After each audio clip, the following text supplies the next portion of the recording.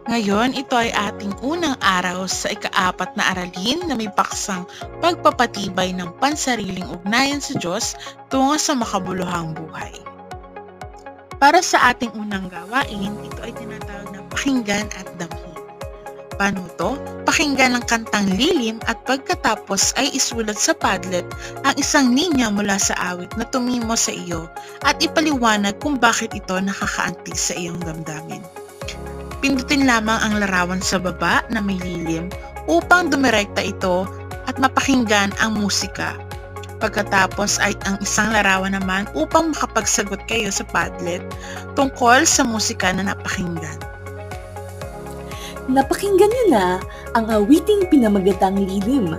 Ngayon naman ay panahon na para ating sagutan ang puno ng pananampalataya. Dito sa gawain na ito, ang mga mag-aaral ay hahatiin sa 2 pangkat at bawat pangkat ay ilalarawan sa bawat bahagi ng puno ang kanilang pag-unawa sa awiting pinakinggan.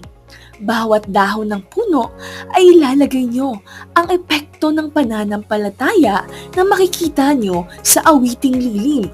Gayon din ay ilalagay nyo kung ano ba ang inyong mensahe na natutunan mula sa awiting ito.